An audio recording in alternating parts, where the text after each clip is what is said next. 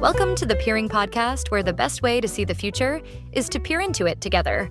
It's smart talk with a twinkle in its eye about peer power, leadership agility, and collective intelligence in a world spinning faster every day. Hosted by Mike Richardson and friends, we peer into what it really takes to stay human, stay curious, and stay future ready. Real conversation, where peers get curious, curiosity gets peery, and leadership gets real. So pull up a chair and let's peer into it together. Hey everybody, welcome back to another episode of the Peering Podcast. The best way to see the future is to peer into it together. I'm excited about our guest today. I've known Dani Alger and her husband, Sean Alger. I don't know, Dani, we may end up speaking about Sean just a little bit. We'll give him a shout out right now. He's a pretty good guy, I must admit.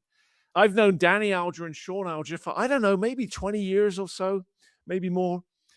And as we'll find out in a moment when we introduce her, Dani's doing some really interesting stuff right now about the sort of health and wellness side of being a business professional. And she came and spoke at one of our San Diego peer community all member meetings a couple of years ago and just aced it. Everybody ate it up. So I had her come back and do individual sessions with my individual forums. She came and spoke to all of them, and they just loved it. So I wanted to get Dani back here and peer into everything that she does. So welcome, Dani Alger. Thank you so much, Mike Richardson. It's good to have you Yes, here. it's crazy to think it's been about 20 years. I You're know. right. So let's go back there. I'm fuzzy. How on earth did you and I first meet? I want to say Sean was in Vistage, Yep. right? And you were His the chair. facilitator in Yep. that. Yeah. And then events, we just saw each other at events quite a bit. And then that I was, I still do some photography. So I had I have a headshot and branding business, and you became a client. Yeah. Yeah. And you came up to my house that time and did a photo shoot with the whole family around the house, and we got some glorious Yeah. pictures. And that was a lot of gray hair ago. I need to get you back so that we Been a can while. do an updated version Yeah. of that. It's almost white now, actually, Dani, for those of you watching on the YouTube video. I'm trying to age It- gracefully here, doing my best. Oh, you're doing great. You're doing great. Now, that's not a bad segue, right? Aging gracefully, or even more importantly, Dani, as a business professional, in your 20s, 30s, 40s, 50s. I'm happen to be in my 60s, everybody. What does it take to sort of stay productive, stay energized, stay focused in everything that we're trying to get done? That's what you're now working on. So tell us about that. What's in your portfolio of things that you now work on, Dani? Great question. Well, you met me as a headshot and branding photographer. And so while all of this work seems new, it's actually the OG work for me because I actually studied biology, psychology, and nutrition in college. And I was a nutrition counselor for quite a while. One And smart lady, everybody. Very smart lady. thank you. Yeah, I was. Thank you. I'm a little bit of a closet nerd. You I know, kind of like all Quite things. why you married short, I do not know, but Yeah, I'm sure you'll tell us maybe that so. story later. Yeah. Anyway, and so I was always obsessed with all things health and human behavior. And then we had 3 kids in 2 years, very typical overachievers. And and so I start, just being an entrepreneur at heart, I started photographing the kids because it was just entertaining, and then the neighborhood kids, and then that turned into a business that once the kids were in school, I realized, oh, I want to, you know, only work while they're at school. So that became the headshot and branding. So I could do like the work hours and not evenings and weekends. But as time went on, I worked with a lot of Sean's clients because he would go into companies and kind of triage the situation and realize that a lot of the issues were leadership and the dysregulation of the leaders. And, it really caused me to, especially over COVID and seeing that most really smart people don't know what it means to truly be a healthy human. And you had mentioned, the DIG method stands for deep internal growth. It is in the category of health and wellness, but it's so much different. And so I'm always trying to find a way to create a concise way to explain how it's different. So here I go. Here we are. Just one So more time, though. One more time. Give us. It's the DIG, dig method, which stands for what? dig deep internal growth. Beautiful. Great. So tell us. Tell And us. it it's a process that I created knowing from all the information that I learned and all the life experiences that I had of, doing things oftentimes the wrong way, and teaching people how to work with and not against our own biology. And our current environment, our current lifestyle is very much against how we are naturally designed to operate. So we are seeing so much disease, illness, Stress. mental and metabolic health. Yes, exactly. So stress is over 90% of what people are dealing with Yep. now, like, Yep. again, way over 90% Yep. of all hospital and doctor visits are coming from stress, Yep. and this is lifestyle stuff. And, we supposedly have some of the best healthcare ever, yet we are sicker than we've ever been in the history of humanity, and there is something wrong.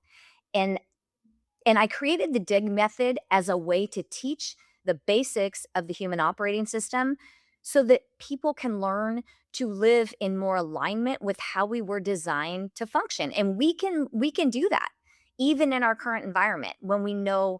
I always say we are losing right now as a society at health and wellness. And I want to teach the rules of the game because you have to know the rules of the game in order to start winning. And most of us know the operating system of our iPhone more than we know the operating system of ourselves. Love it. The human operating system, everybody. The And human you're operating getting system. a sense already, everybody, why I was so excited to have Dani come and speak to that all member meeting and then to come to my individual forums and now to have this conversation today to try to go deeper because in my work around agility that I've been doing for 25 years, that's a complex operating system, right? Lots of moving parts, especially if you're trying to do it at an enterprise scale. But actually, when you distill it down, distill it down, and distill it down, you arrive very quickly at what I call agile composure inside of an individual human being. In the face of craziness, and warp speed pace that's getting faster and faster and faster, and you're having to juggle more and more and more things to sustain some level of success these days, it really, really, really tests our inner human composure. That's my way of articulating what Dani is helping people with. And you used a word a little while ago, a few minutes ago, Dani, that I'd love to double click on. You said dysregulation, dysregulated. Tell Mhm. us about that. Just a real quick foundation of what the DIG method is it's circadian syncing, nervous system regulation. And so that's where that nervous system regulation, we are either in fight or flight or we're in rest and digest. It's one or the other. And the dysregulation comes from spending a crazy amount of time of our waking hours in a state of fight or flight. And that sounds dramatic, but it it's what's happening. And we are, no matter how advanced our world gets, we are operating on caveman software. And our programming is built not for happiness and success, it's built for us to survive. And until we really understand that and learn again to work with and not against that, we are going to be dysregulated. And when we are dysregulated, there's chemical reactions in our brain and body that are happening that, we have so much control over the chemistry that our brain and body produces if we're aware of it, if we know how to uh, optimize for it. And staying in a regulated, balanced state. Mhm. And we can actually start to feel when we're dysregulated. Yeah.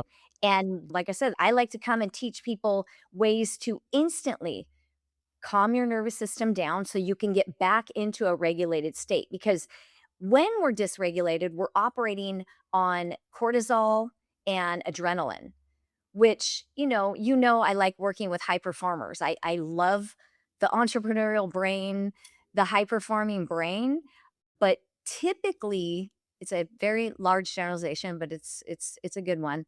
They are running on stress chemistry and stomach acid, right? They are so driven, and eventually there's repercussions for that. And it starts happening usually mid 40s, but right around 50, they're starting to get things like, oh, all of a sudden high blood pressure, uh, type 2 diabetes starts showing up, pre-diabetes, heart disease. I mean, all the things that are what they consider to be chronic disease, people are starting to deal with at a much younger age now. And And it's you unfortunate. Yeah, and you were talking about stress chemistry and performance chemistry, as it were, which are good things, everybody, when we need Right. to spike, right? When we need to, like, as you said, fight or flight, right? Those are Right. good things, but Right. not when that becomes the norm and we're in the Mhm. red zone all the time. That starts to become very toxic, does it not, Danny? Right. It breaks you down. Yeah, It breaks down everything in our body because you think about that. Yes, you're right. We need those mechanisms. If a child runs in front of our car, we want that cortisol to stop us where we can slam the brakes on before it registers even in our brain. But when we're in that chronic state, cortisol creates inflammation. It creates heat in our body. And when you have inflammation and heat in your body, it's destroying every organ, cell, and system. And so learning to get out of that state and get into a more regulated state, you literally bring the heat down in your body. You really chill out. Like that's a real thing, you know? You're able to think more clearly. And for business people, understanding that when you are in a dysregulated fight or flight activated nervous system state, you actually don't have access to your clear, your strategic, your creative thinking because your brain is prioritizing survival in that mode. And so that's where would encourage people. You have so much more brain power when you're able to be in a regulated state. And with the world and technology and things changing, you want to stay at your peak performance. exactly. Yeah, that's the payoff here, everybody. And we'll double click on a moment into the dig method and the sort of 4 components that you got, Danny, and kinda give us the speed tour. But everybody, that's the payoff, right? Listen to what Danny is saying. If you can stay in a more regulated state, yes, of course, when you need to spike, you do, but you can return to this sort of more equilibrium regulated state. That's where peak performance happens on a sustained basis, right?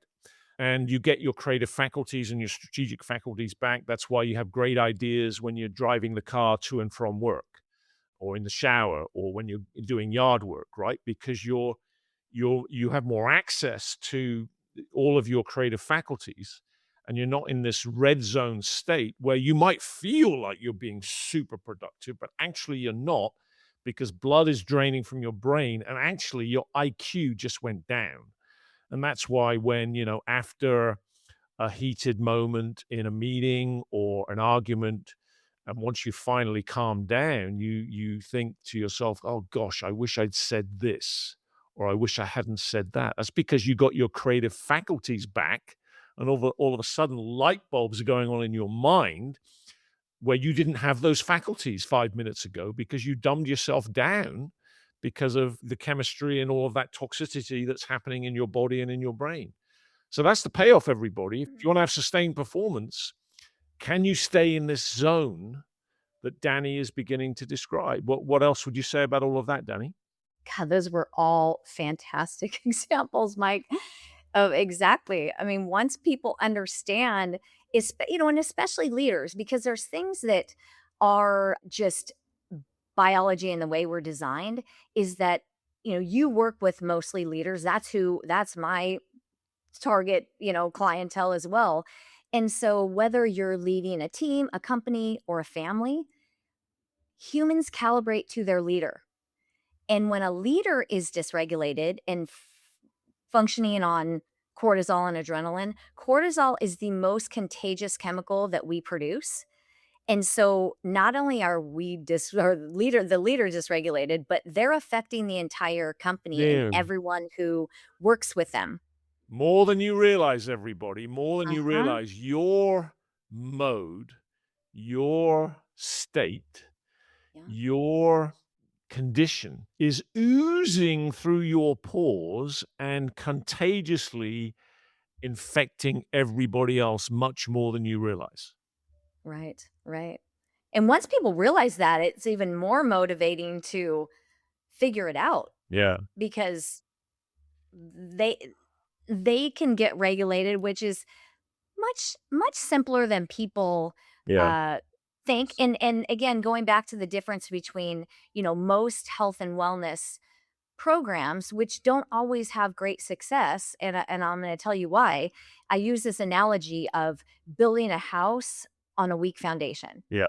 And when you are focusing on mindset and you have the best nutrition and you have the best trainer and working out, but you're not sleeping, your nervous system is shot, and you're literally marinating in stress chemistry like cortisol and adrenaline, your foundation is cracked.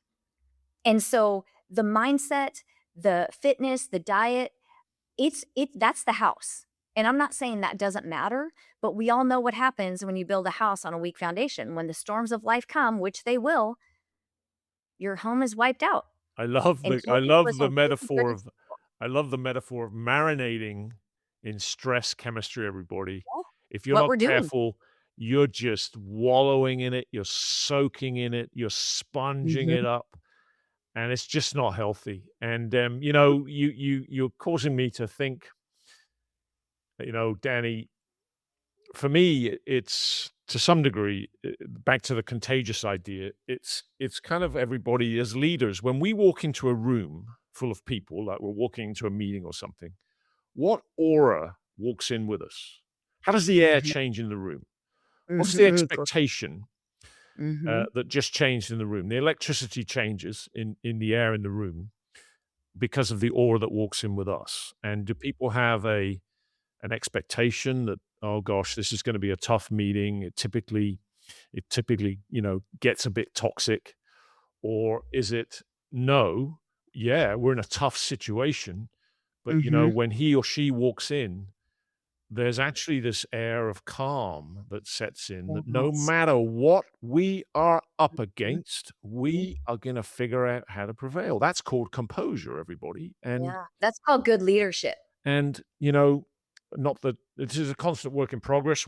I'm still on this journey. You're still on this journey of figuring out how to master all of this. But a little bit about my story. So from 2018 to 2021, I went back and ran a company again, a global company. I became the global president of with the co-pilot to the founder CEO, and the business has been around for about 20 years. It had grown substantially. It's done very, very well. And it turned into a nightmare situation, not least of all because of COVID.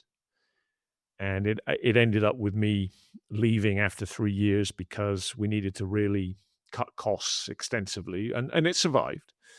Um, but we went through the wars. We really went through the wars, and I certainly wasn't perfect by any means. But when I left, it was a very tearful departure all around, not least of all for me.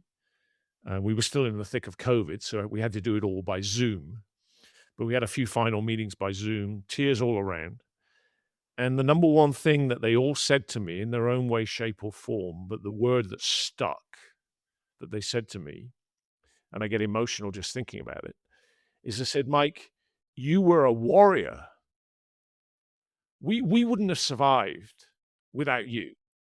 And how on earth you held it all together, and on a good day would walk into a room where we are up against it, and yet somehow or other You managed to find a way to walk into that room with an air of composure and being collected and confidence, and that just infected all of us, and we just found a way to get through what we were up against. And so that's what was coming up for me. By no means am I perfect, and for sure I had lots of toxic chemistry going around my body, on a bad day. But on a good day, not least of all because, I'm sort of schooled in agility and I'm schooled in composure, and it goes all the way back to the start of my career. We managed to find that positive chemistry, that regulated chemistry where we could put our shoulder to the wheel and we could push on through, and indeed we did, and we survived. So that's what came up Mhm. for me, Danny. That's a great story because it's everything. And what I try to explain to people, because I'm mostly talking to leaders, but whoever, we're all a leader in some way in our lives. And you think about the most regulated person in the room is actually the one that has all the power. Mm, And as a leader, you want that to be you. yeah. And as a parent, you want that to be you. But I can assure you there's households where the most regulated person in the room is the child and they're in control. Gosh, And so that those darn teenagers. No, dad. I mean, but but the so that's a really powerful story, Mike, because again, it's that co-regulation. When someone presents us with solid regulated leadership, we're on board. We're in. Because we can feel it, and it's so much under the surface, right? This that I mean, our certain nervous systems are Exactly. so impacted. So let's double click on that, Danny. So being regulated, being deregulated, I know you have sort of 4 cornerstone pieces to the dig method. Can you give us kind of the speed tour of those? Sure. So, I would say it's rooted in the 3 rocks that of what I consider to be the foundation of human health, and like I said before, circadian rhythm, nervous system regulation, and biochemical manage our own biochemistry, the management of that. And so I have created the dig method in 4 lifestyle elements to get you lined up to biology, and that will be what you think, what you eat, how you move, and how you sleep, because all 4 of those lifestyle elements are what create a chemical response in your brain and body that's either working for you or working against you. Think, eat, move, sleep, everybody. Give us a sort of double click on each of those a little bit, Danny, and tell Okay. us more. Okay, so what you think? I feel like that's such a great place to start. I always kind of ask people, well, which one do you think is more important? And many people say sleep, many people, but I think they're all equally important because you got to have all 4 tires on the road to get to where you want to go. And I think it's our superpower as humans, the ability to think about what we think about, because every single thought you have is creating a chemical response in your brain and body. And oftentimes, because our brain is wired for survival, so 80% of what we think about is negative. And that's a bummer because that's just default mode. And so, as much as I teach people how to work with their biology, the way we think is one area where I teach people to override the system. It's that important. And it's not just thinking positively. It's really getting in there. Again, it's the psychology behind health. Learning, especially I'll use entrepreneurs and leaders as an example. So often they are running from something. And so that's the subconscious driver of everything, which has gotten them to a point of success. But when you have pushed and pushed and pushed for so long, again, the repercussions, the health repercussions of that. And so, kind of turning that into figuring out what is driving them, really drill down to the psychology of that and the subconscious work, but also switching that to being pulled towards something. It's a whole different energy and it's a much healthier energy. But until you know what is driving you so hard, it's hard to switch it over to understanding it and then being pulled towards something. Love that. Thinking about what you're thinking, everybody, or Mhm. sometimes seeing, when I do my work around agility, it's all about how you look at things, right? How you're Mhm. framing things. So you're seeing how you're seeing. Um, and I love this idea of thinking about how you're thinking Mhm. and raising your consciousness to that level where you're working on your thinking. You're not just working in your thinking, Yes. because Great now way to you say can it. be more master of your own destiny. And we've all read many books around emotional intelligence and the art of possibility and all those kinds of things. And in many ways, everybody, it's all made up, right? It's all made up. It's all It's just fiction. stories. The So you stories we might as well tell. make it up in a positive way, because then you are going to seed your chemistry to Yes. remain positive, not toxic. I love that Lovely. you said that. It Yeah. is. It's all they're all All just made up. stories that we're making up. And so it's like, if you're gonna tell yourself lies, tell better lies So that are so at that's least gonna give you some good chemistry. so that's the thinking part. Where are we going next? Eat, sleep, or move, Danny? Okay, think, eat, let's go eat next. Okay. There's a whole new area of nutritional psychology, believe it or not, because what you eat is going to determine the chemical reaction that happens in your body. And you've heard me speak about this before, being in meetings when everybody's got morning meetings, when everyone's got coffee and a bagel. And I don't mean to judge anybody, but I just want people to understand that what you put in your mouth on an empty stomach first thing, whatever time your breakfast break fast is, will create a chemical response. So you're either going to get an extreme glucose, which is sugar response, that's going to spike your glucose, and the higher it goes, the quicker it drops. And so when you start with coffee, which is a big nervous system disruptor, caffeine, which we all love our caffeine, uh, but you eat a bagel or high carbohydrate breakfast that doesn't have enough protein to slow the release of glucose into our system, and you've just now put yourself on a sugar roller coaster throughout the day, because the first thing you put in your mouth sets the tone. And so just helping people, even switching, I had a client that would start her morning with a smoothie, and by 10 o'clock, she's like, oh, exhausted. And I mean, it was such an easy fix. Like, oh, wait, no, go get your egg white bites at Starbucks instead, and some avocado, and you're set. And she was like, oh my gosh, what a difference that made. I mean, we're talking little shifts that once people know, it's like, oh, I can do that. Right? And so the eating part is definitely, and when you're having constant glucose spikes and crashes, it affects your mood. And like we talked about earlier, being in fight or flight, what you eat can put you into fight or flight.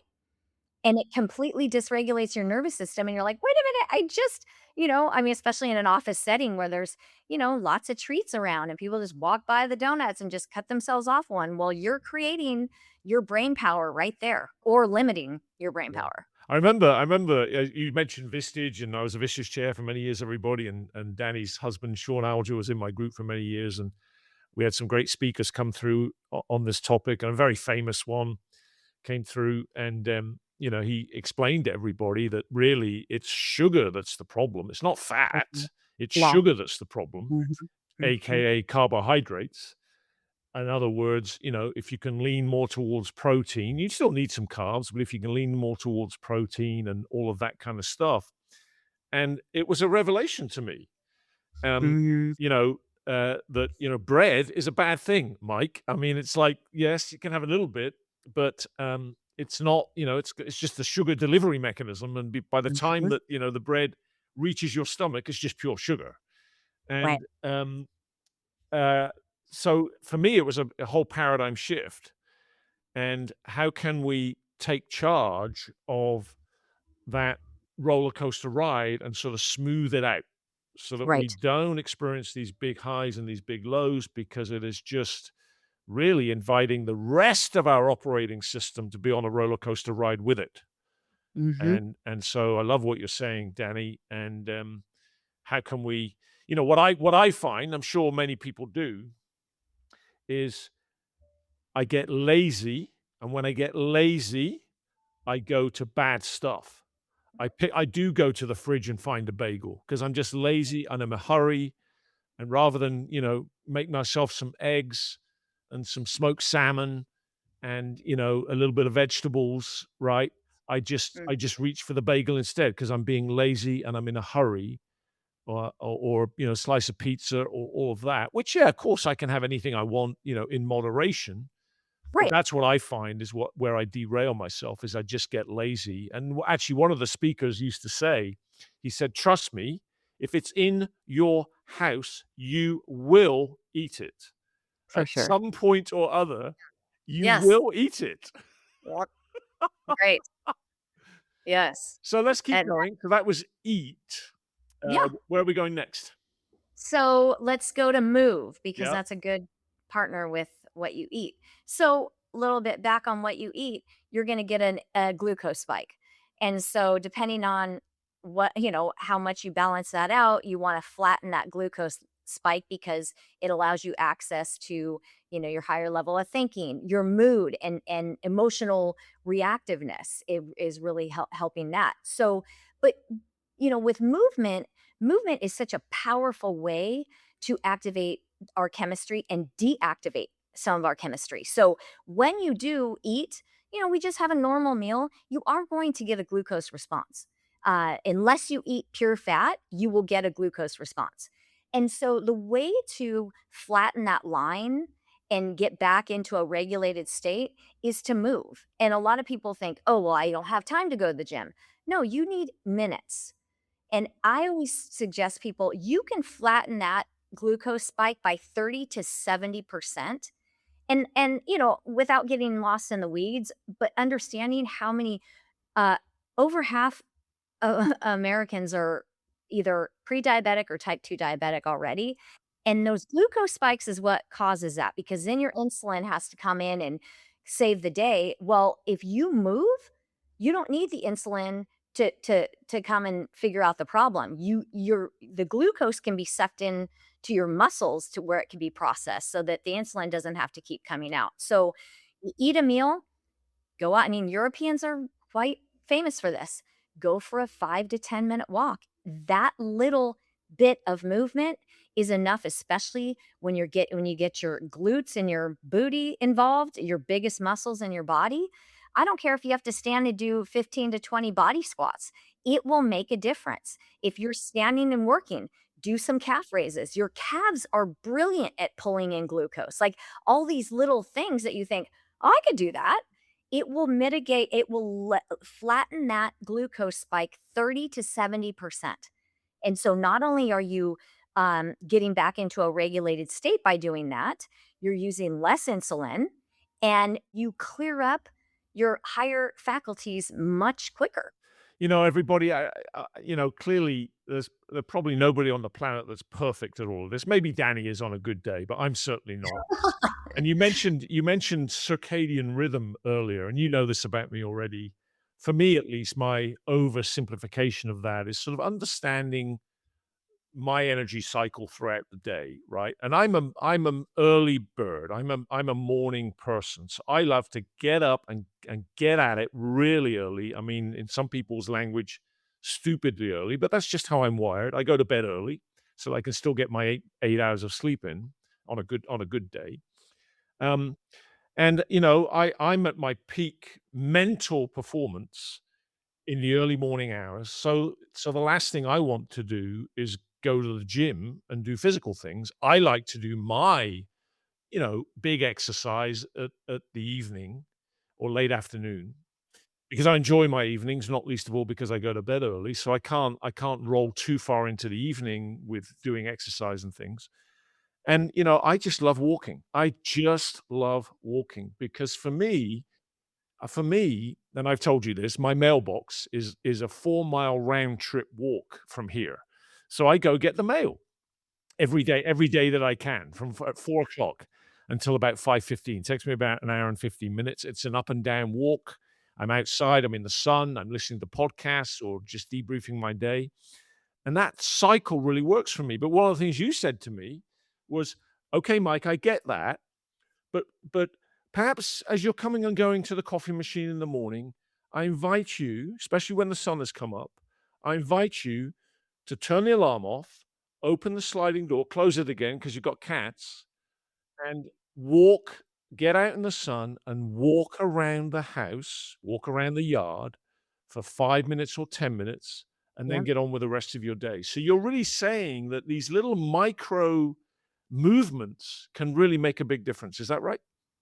Absolutely, and, circadian I'm glad you brought it up because circadian rhythm is one of the ways that we work against ourselves most, and the things that can really cause us dysregulation and to be, have anxiety. You think about how many people have anxiety. I mean, I volunteer my time at, high schools, mostly juniors and seniors, telling them how important it is, to be in as much rhythm with circadian as we can because, it's how we are operating, and you going back to what you said, light calibrates the brain, food calibrates the body to the circadian rhythm, and when you wake up in the morning, you naturally have a higher cortisol. That's part of the circadian rhythm, and people are like, "Oh, you don't want cortisol." Well, yeah, you do. You just don't want it all the time. And so you want that cortisol hit in the morning. It's called the dawn effect. It's what wakes us up and gives us energy. And we need that. But the best thing we could do is get up, get outside. I don't care if you live in Seattle and it's gray out all the time. It's still hitting hitting getting that no glasses if you can. Let that natural light hit your eyes because it's telling your brain it's morning, and your best sleep starts first thing in the morning.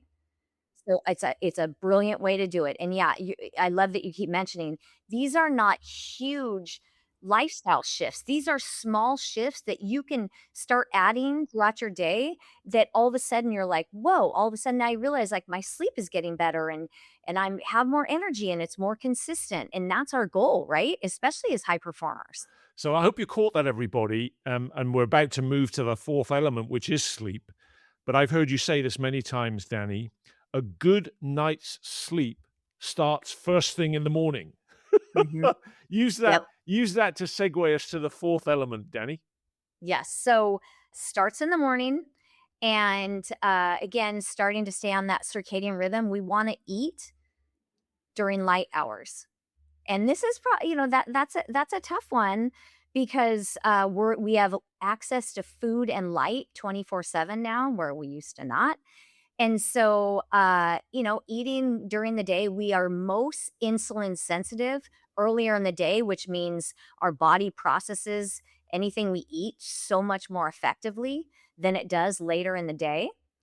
And with good sleep, I mean, it's not popular, but you've heard me say it a million times. Stop eating 2 to 3 hours before bedtime because again, going back to that our biochemistry, when we are digesting food, we are in digestive mode and one process suppresses another. So instead of in the evening when we start to, we stop eating, it starts to get to the nighttime. Uh, we can switch to getting into the mode where our brain knows, oh, okay, we're done eating. Now we can start producing melatonin, getting you ready for good sleep. But unfortunately, most people are eating up until bedtime because eating is a coping mechanism for a lot of us, and it's a good one. And it's fun and it's entertaining, but unfortunately, when you're trying to go to sleep, when you're digesting food, you may fall asleep, but you're not getting into the good sleep and like It's a major problem for me when I'm English. It's a major it's problem. major for everyone Yeah. eating late at night, but, and you've heard me talk about this as well, is that so many people, especially in their 50s and 60s, are dealing with indigestion, acid reflux. Well, because you're digesting food up until you go to bed, so the chemistry to digest your food is terribly intense. It's all acid. So if you stop eating 2 to 3 hours, then all of that settles down and it's not perfectly active because when you lay down, of course, what happens? It comes back at you. And then what do? You take a bunch of Tums or Prilosec or things to mitigate the acid. What you don't want to get rid of the acid. It's what digests your food. You want to stop eating food so you have enough time to digest. And then that goes back to movement, where digesting movement helps you digest your food quicker. So it all works in a perfect cycle. as a human operating system Human operating that system. is mutually reinforcing itself in a virtuous cycle rather than a vicious cycle, right? Yes, I love that. Yeah. Yes. And, so it's so hard for me when I go back to the UK. I'm English, as you know, everybody. On my circadian rhythm, over here, if we book a dinner, right, we book it for 5:30, 6 o'clock Mhm. at the latest. Um, Over there, we're going out for dinner tonight, Mike. Okay, great. What time have you booked the table? Oh, 8 o'clock. I'm sorry, what? You've booked Yeah, the dinner table for 8 o'clock? right. It's like, oh my gosh.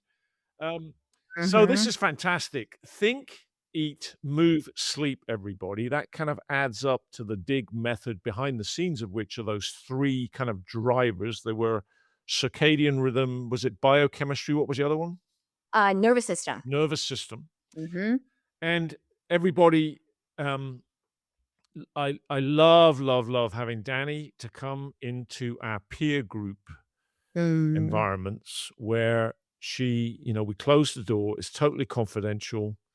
We're not just talking about business, we're also talking about life.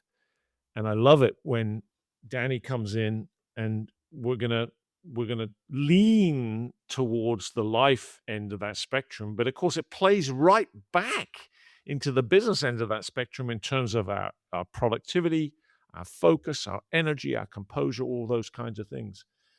And Mhm. so we love, love, love having you fueling the fire in our peer groups, Dani. If I may, that's the ecosystem of support that we create for our members. Mhm. What Mhm. ecosystem of support do you have around you? Oh, that's a nice question. Well, I feel like my life is fully integrated between real life and work life Yep. because I have definitely always said I am client one. So I live in alignment with what I teach. And I have to say I love it because having children, I realize that, they are also my clients, whether well, I mean, I say they're my clients, those I live with. They're mostly hostages, but I can tell you, they weren't always happy to be always learning about health and wellness and all the things that I wanted to teach them and have them live in alignment with. But I can tell you that now that the twins are 22 and my youngest is 20, that they marinated in this way of thinking and this way of living. And you're right, when it's like it is high performance at work, but it's like when you integrate that into high performing health and life, and it's just amazing. So I'd have to say I love now that the kids are adults and watching them living life in their default mode is health. One of my favorite things to do is go on walk and talks and catch up with people, and I actually see clients oftentimes we do a walk and talk instead of a Zoom or instead of sitting in an office. But I would say my ecosystem are, gosh, my family, my friends, and my clients. I love what I like. You were mentioning me coming in and talking to your CEO circles, and that's my favorite because to get people that are already high performing thinkers to be able to take that drive and just point it in a different direction that, again, I love it when they wear the wearables. I've got clients that are wearing the Aura rings, the Whoops, and then even continuous glucose monitors because those are, entrepreneurs like to optimize their business systems, but once they realize like, "Oh my gosh, I can be optimizing my own human operating system," and there's metrics and there's, it's they can see the benefit, that motivation creates, chemical hit, that dopamine to drive for more health, and so that's my ecosystem. Beautiful. I love it. Beautiful, and I even got into the wearables business with my, Google Watch, a few Yes. months ago, and, the thing I use it for golf and all kinds of things, but the thing I most like about it is it is I look at my sleep every morning, that I'm up early and I'm getting on that new circadian rhythm for the day, Mhm. um, I recharge my watch, having worn it all night, and it doesn't take long to do that. And as soon as it's done, I put it back on my wrist. The next thing I check, by that time, it's crunched the sleep data, and I Right. check my sleep. And I used to be convinced that I always didn't have a good night's sleep.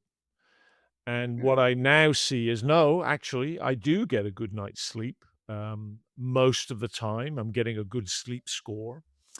But I know before I get out of bed when I didn't, and sure enough, I go and look at my watch and, oh, yeah, there you go. In the middle of the night, you were awake or tossing and turning for 2 hours, and you didn't get much REM sleep, you didn't get much deep sleep. So I love that because it sort of helps de-stress me a little bit, where I'm actually pleasantly surprised that actually I had a better night's sleep than I thought I did, according to the data. You've been really this has been fantastic, and the word that was coming up for me when you were just talking about your ecosystem was the word regenerative. And earlier we talked about regulated versus dysregulated or deregulated. And for me, I just couldn't help but arrive at the word regenerative in that if we're surrounded by an ecosystem that helps us regenerate, recommit, resurge, as it were. And one of the reasons why that word came up for me is I'm about to go over to Wilson Creek Winery this afternoon. Bill Wilson, the CEO, is in my group. I'm having my one-to-one with him. Yes, we typically time those around 4 o'clock, especially on a Friday afternoon, so that we can lubricate matters with a couple of glasses of wine. And I want to give a shout out to one of my biggest fans of this podcast called Greg Pennyroyal. Shout out to you, Greg. Thanks for being a big fan of the Peering Podcast. Greg is the vineyard manager over at Wilson Creek Winery, and he is an expert at regenerative agriculture. And Wilson Creek Winery recently won an award for regenerative agriculture. And most agriculture these days is dysregulated, right? We're pumping chemicals into the soil, and over time, all that is doing is it's turning the soil to dirt, which means we have to pump more and more and more chemicals into it, and so it just becomes a vicious cycle where truly we are over time, we are turning the soil into dirt. Whereas regenerative agriculture uses the natural process of of all the organic stuff that happens inside of soil. We bring in sheep and lambs to poop all over the place and trample the poop into the soil. We don't use chemicals. We take the soil through a certain annual cycle so that it all regenerates and it gets richer and richer and richer and it deepens.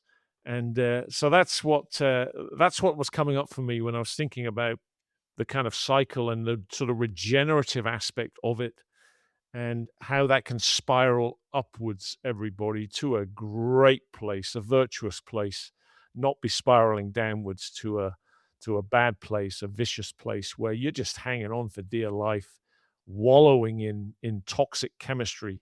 How can you get yourself out of that and start to wallow in positive chemistry? And Mhm. what else would you like to say to our listeners, Danny, that you wanted to say to them before we land the plane here?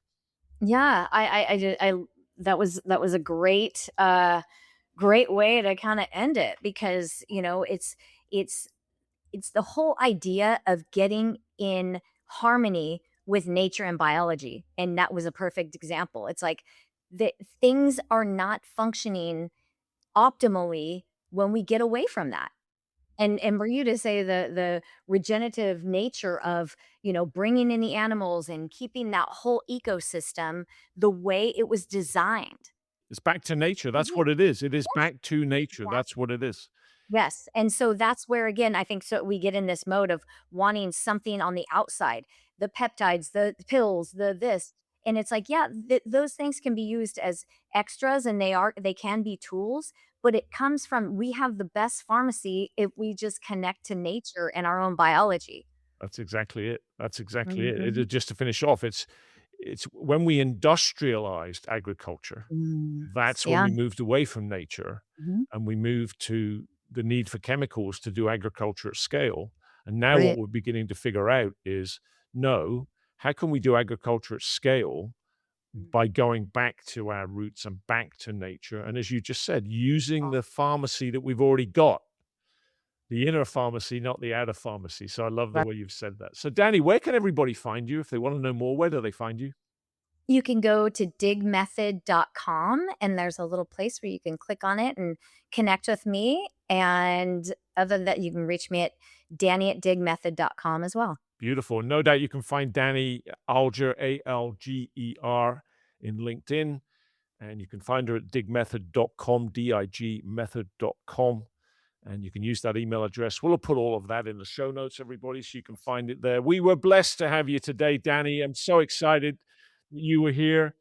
Everybody, think, eat, move, sleep, and you'll be able to take your game to a whole nother level. We've been peering into the complexities, everybody, of the human operating system today, what it takes to have sustained performance over time, not just in business, but also in life. We were blessed to have Dani Alger here. Thank you so much, Dani.